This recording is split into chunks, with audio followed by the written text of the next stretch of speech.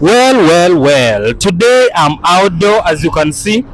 Everything is right, everything is fine. The universe is clean, the universe is fine. I'm really enjoying myself out here, and I am very much grateful for you people, everyone who has been together with me.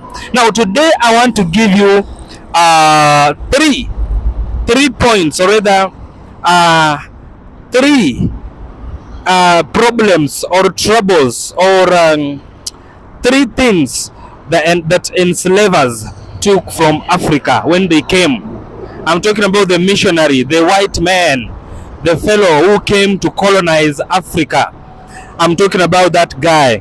Today I want to tell you three things that person took away from us, and I'm not sure whether or how long it will take for us to recover, or for us to recover those things, but I'm sure that the time is coming where we will be able to recover all those taken things from Africa. Now, the very first thing is our tradition. That person or those people took away our tradition. They took away our tradition. What am I saying by our tradition?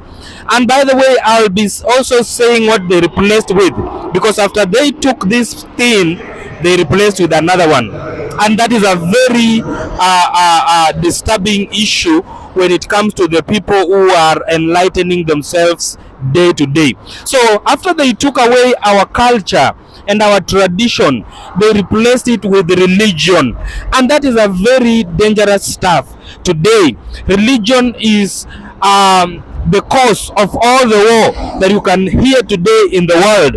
Now Sudan is turned upside down. It is now divided into two. There is war there, a lot of trouble because of war, because of religion.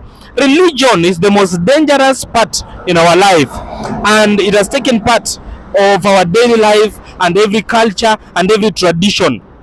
Like a very long time ago, our forefathers used to, live in harmony, used to enjoy whatever they had together, and traditional foods were there, traditional and customs. I mean, many things to do with the tradition, they were there, and our culture was very much united and very great. But when religion came, we started separating.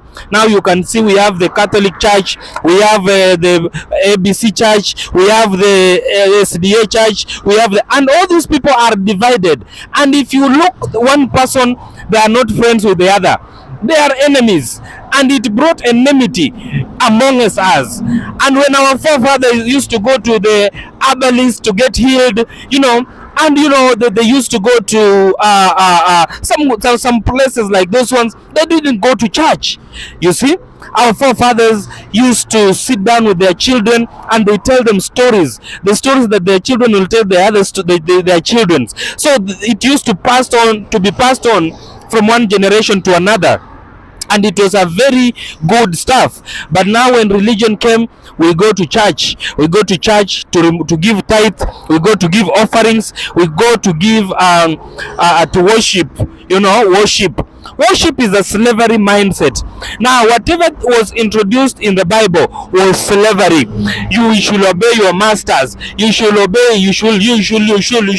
and many things that were brought to enslavers. So I don't want to go deeper into that, but let us go to the point number 2, which is so fascinating, and it is our name. They took our names. These guys took our names. Now today, every African child, or most of them, 99% of Africans, they first of all must call their children's the Western name first before their father's name. That is very bad. That is very dangerous. You cannot call your children your father's name and your forefather's name. You first of all call them an English name from Europe or USA.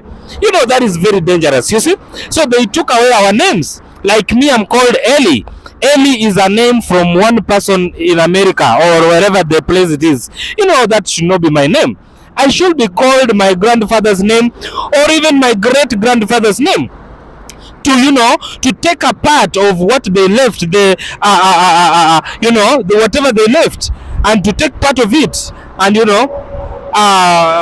establish it. But now we are called names from the West. So is that a good thing? I don't think so. Now the third thing they took away from us is our language. The language I'm speaking today, it's not an African language in any way.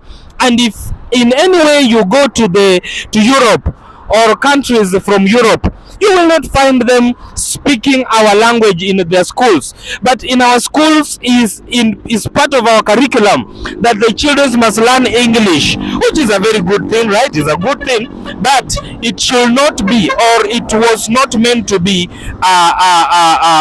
to separate us from our own languages. Now I know you have a child, or there are people who have their children, right?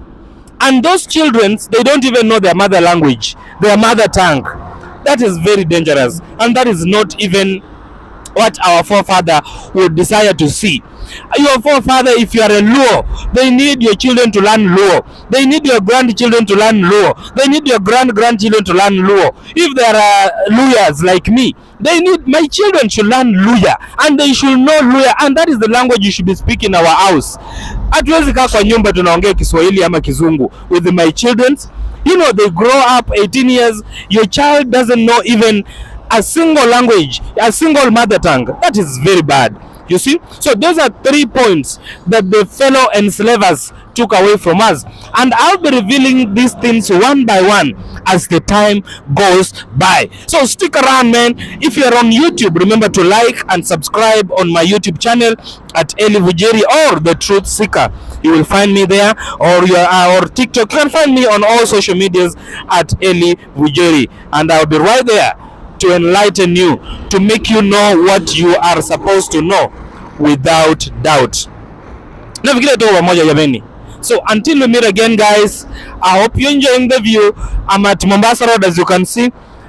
The traffic is flowing so thick and fast, man, and people are coming from work, and I'm just enjoying myself right here, and as I work also. So thank you so much. Until we meet again, goodbye.